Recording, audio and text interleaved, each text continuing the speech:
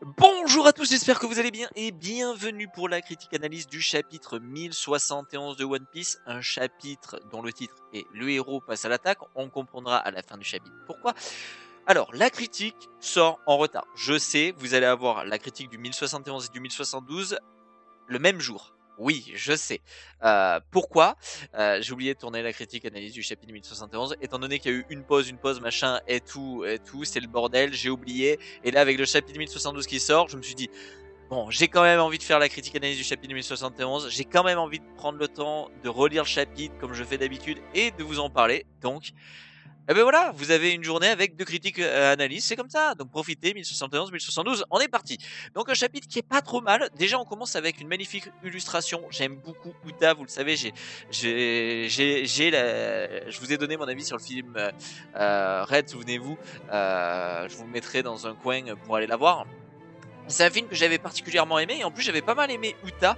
Je trouve elle est sympa. Moi j'ai pas de haine contre elle, donc j'ai super aimé la revoir dans une illustration avec l'équipage, etc. Et en plus, bah, je trouve que l'illustration est vraiment jolie. J'aime beaucoup le dessin. Alors c'est classique, hein, c'est l'équipage avec elle. Mais j'aime bien leur tenue, j'aime bien les couleurs blanches et rouges et tout.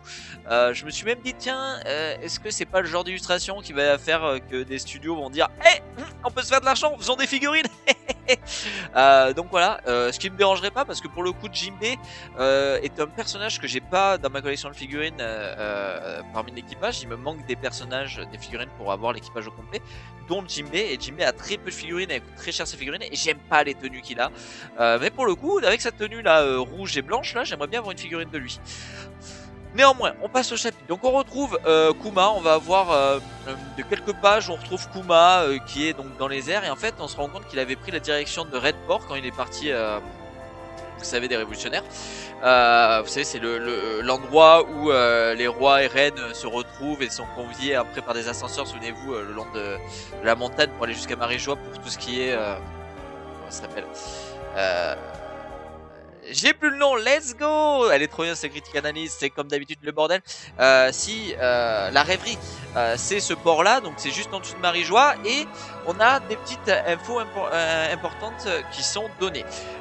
Du point de vue de la marine, la première chose qui est dite, c'est que Kuma n'a plus de conscience. C'est écrit noir sur blanc. On sait donc maintenant Kuma n'a plus du tout de conscience d'après les informations de la marine.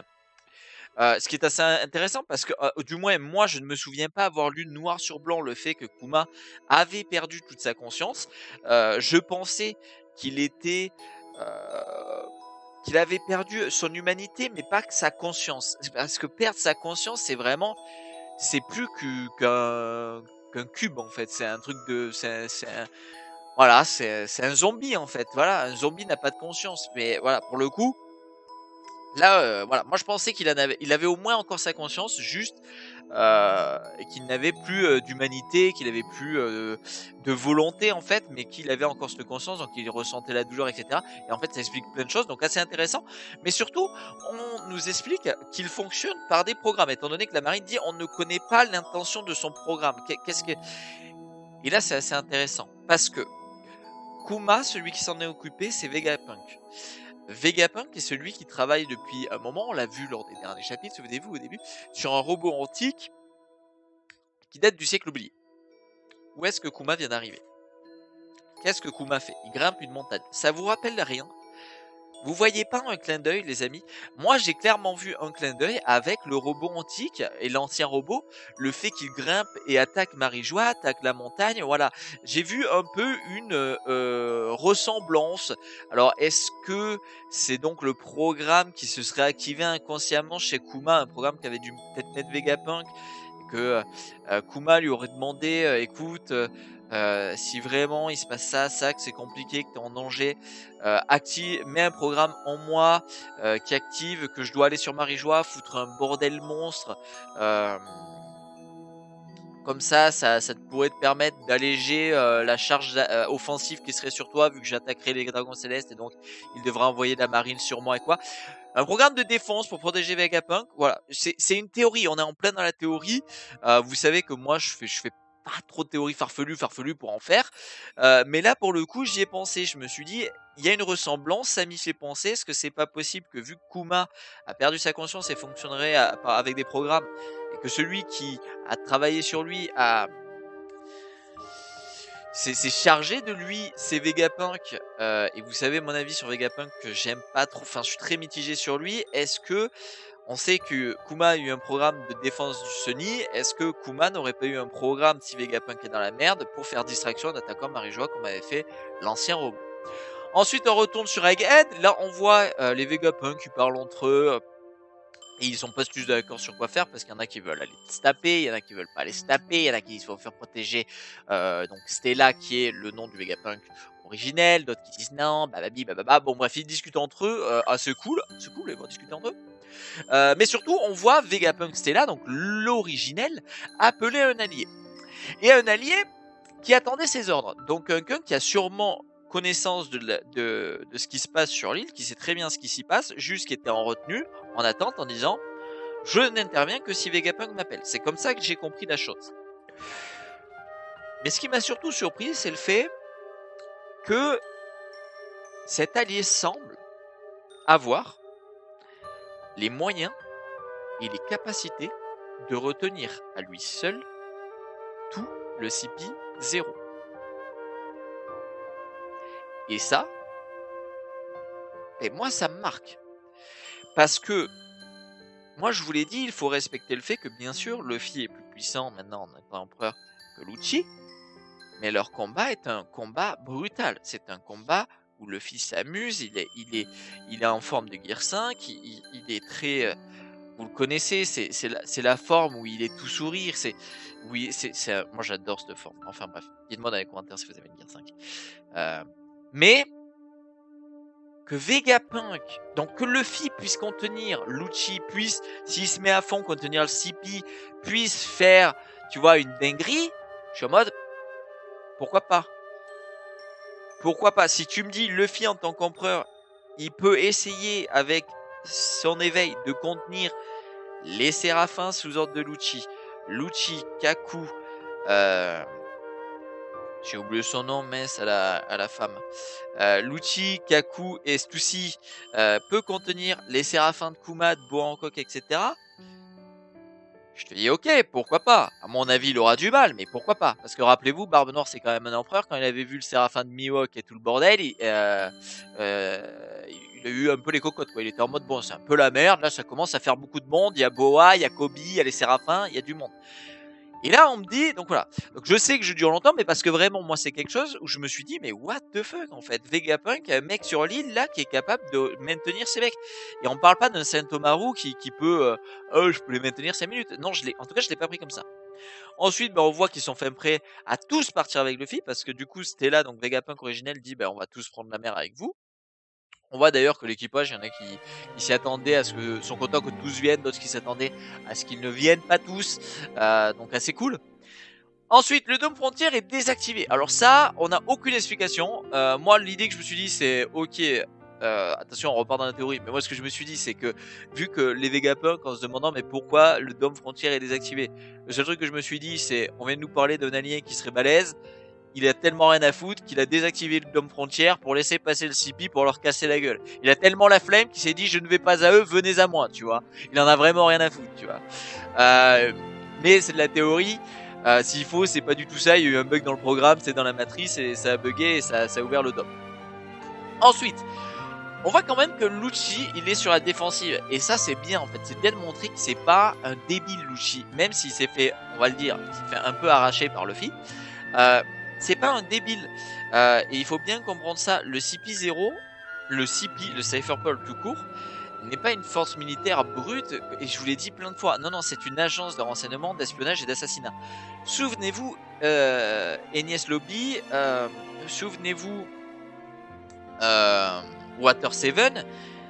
La mission du CP9 autour de Cutiflam et de Iceberg pour Pluton, vous savez, les plans du bateau de Tom, transmis à Tom, etc. Souvenez-vous qui peut contrer Pluton.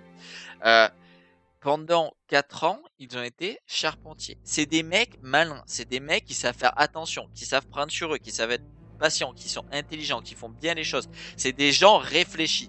Et donc, quand on voit, moi quand je vois Lucci être sur la défensive et dire attention Kaku, méfions-nous, ça peut être aussi... c'est bizarre qu'à ce moment précis où nous, on est bloqué, ça s'ouvre et tout. Il s'avère qu'ils peuvent passer. Mais il a la réflexion. Et ça, c'est bien écrit, je trouve, de la part d'Oda. Donc le CP0 finit par monter, on le voit qu'il passe le dôme, on voit qu'ils aperçoivent le Sunny, et forcément Lucci, il leur donne la destruction du Sunny. Pourquoi? Parce que ça peut empêcher les Muggy et ceux qui veulent partir de partir, vu qu'il n'y a plus de bateau pour partir. Là, Kaku, il s'exécute, il dit bon, ben, je vais m'en occuper, il envoie un coup de pied ouragan. On sait que déjà à Enies Lobby, il en envoyait des pas mal, là ils ont l'air encore plus puissants. J'ai très hâte de voir ça en animé, moi, mais je vous jure que revoir Kaku, revoir Lucci contre Luffy, même si tu vois, ils se font casser la gueule, je m'en fous, je suis trop heureux. Moi, Water 7 Enies Lobby, c'est un de mes arcs préférés de One Piece, je pense que vous aussi, n'hésitez pas à me le dire dans les commentaires. Mais c'est un arc que j'ai adoré, Enies Lobby, et je me rappellerai de l'impact que j'avais en regardant Enies Lobby. J'étais en mode, mais what the fuck, les coups de pied ouragan, quelle dinguerie, tu vois. Sauf que là, bah, dommage pour toi, y a quelqu'un qui est resté sur le bateau, et même 2 personnes, vu qu'il y a Brook aussi, mais celui qui va empêcher la destruction de Sunny est tout simplement le numéro 2 de l'équipage, Zoro, qui est là. Il va falloir qu'on commence à parler de son acquis de l'observation, ou alors de ses sens, les gars. Est-ce qu'on peut parler du fait que Zoro, plein de fois dans l'anime, dans le manga, il dort, mais il a des sens tellement, ou il a un acquis de l'observation, j'en sais rien, parce que est-ce que c'est un sens, est-ce que c'est l'acquis de l'observation, va savoir. Je ne peux pas te dire actuellement. Mais à chaque fois il dort, il est là comme ça, il dort avec son épée sur le côté. Des gens l'attaquent quand il dort, il a le temps de réagir. Allô, allô, allô. C'est un truc de fou. Moi, Zoro, il est trop balèze. Je trouve qu'il est. On n'en parle pas assez de cette faculté qu'il a, de la force de ses sens ou de la force de son acquis d'observation pour se réveiller à temps et sauver sa vie, sauver les trucs ou tu vois pouvoir se défendre en fait. Donc il se réveille, il part à l'attaque et d'ailleurs on le voit un peu la tête dans le cul en disant mais qui a osé perturber mon sommeil, et il faut un coup de pression un peu à Kaku. On voit que Kaku était clairement pas prêt à croiser Zoro, hein. C'était clairement pas ce à quoi il s'attendait.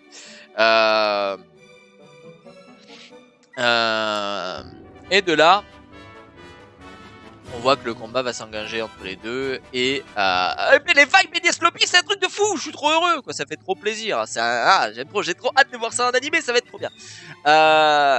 Mais voilà, donc Zoro est incroyable comme à son habitude. Non, bon bref, Zoro quoi, Zoro. Ensuite, on passe sur l'équipage qui est réuni du côté de Luffy et de Nami, Sanji, Franky, etc.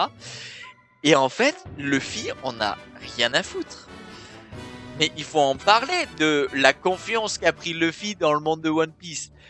Parce que, oui, c'est devenu un empereur, mais on sait tous que Luffy, on l'a vu dans des précédents chapitres, ne pipe pas un centième de ce qu'implique le fait que ce soit un empereur des mers, ok? On est tous d'accord pour dire il s'en fout. Mais il s'en fout à un point. Le mec est sur une île gouvernementale, attaqué par le Cypher Pole Zero, la plus puissante organisation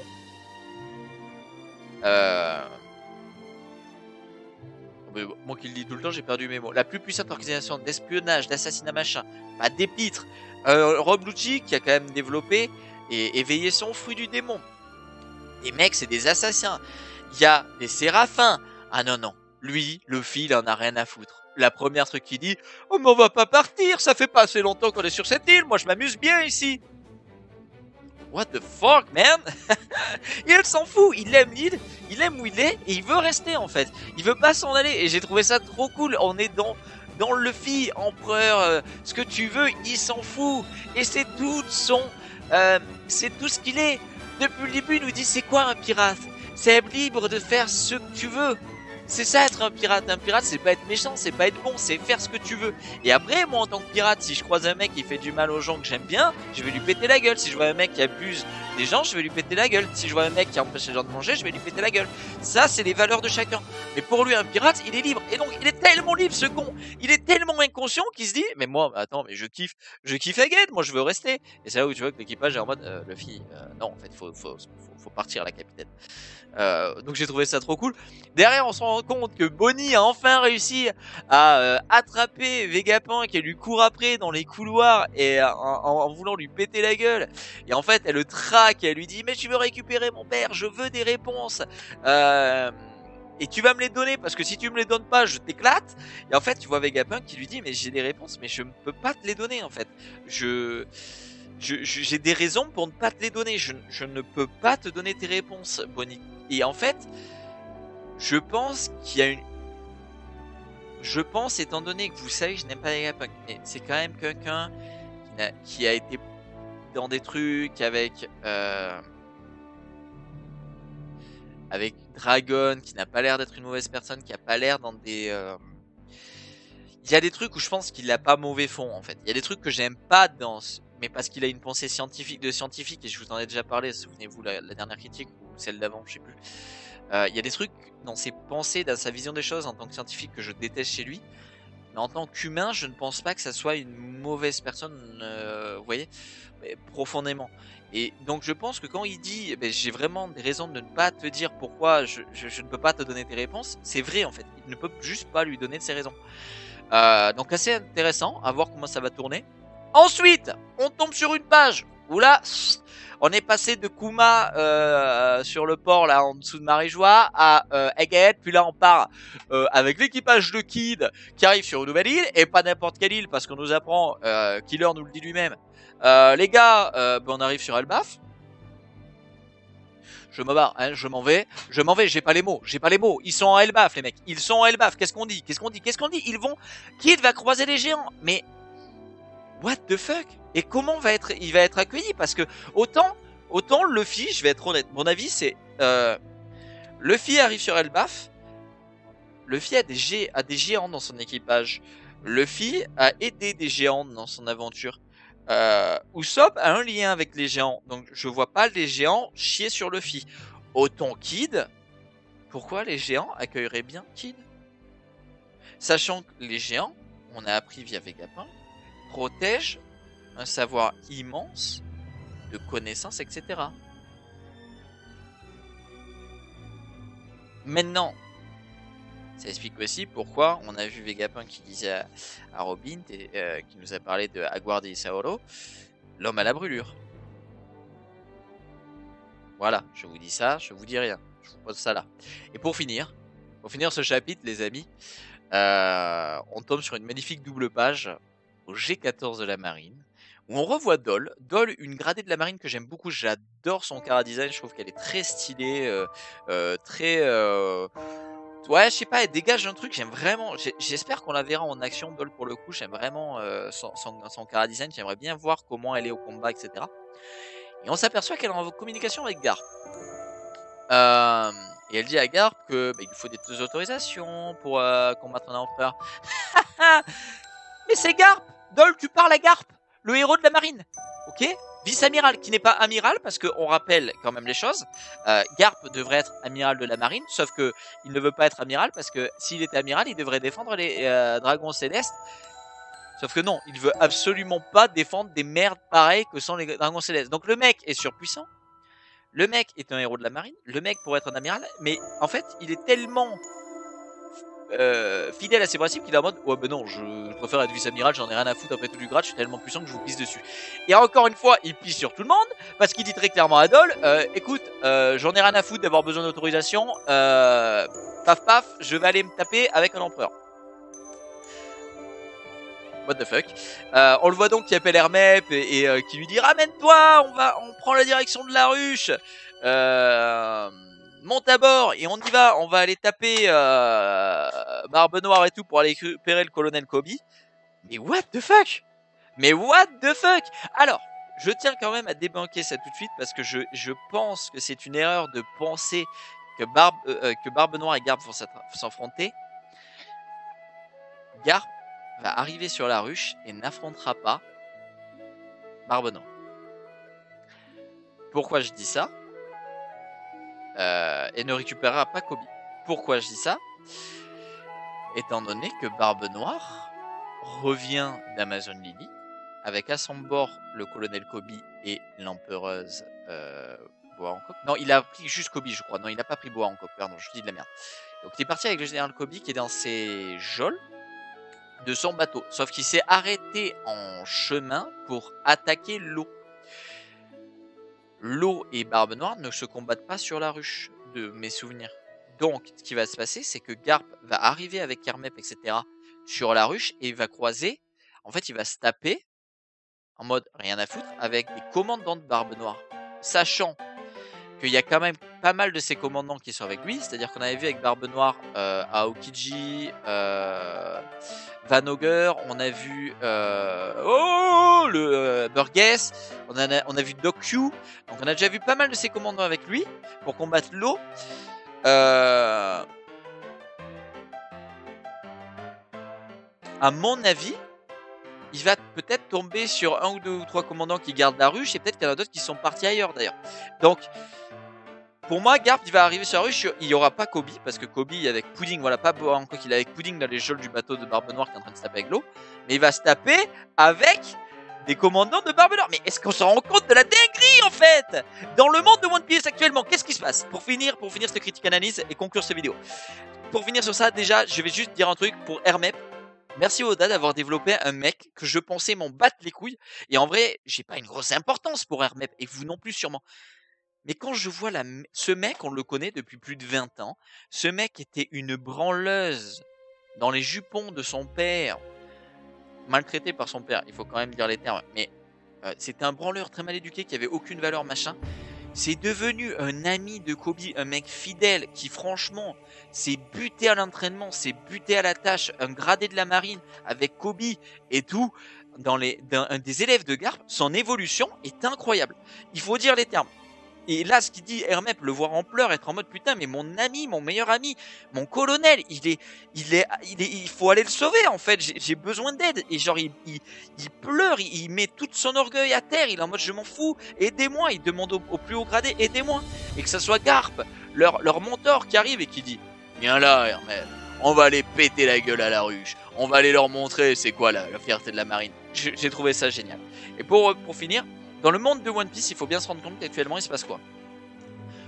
L'empereur Barbe Noire est en confrontation directe avec un pirate à la prime de 3 milliards, l'eau, ayant des fruits du démon les plus recherchés et pétés de One Piece.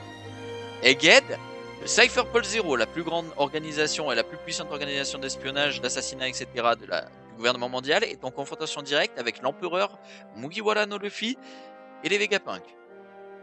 L'amiral Aokiji est en direction d'Egghead avec une flotte monumentale.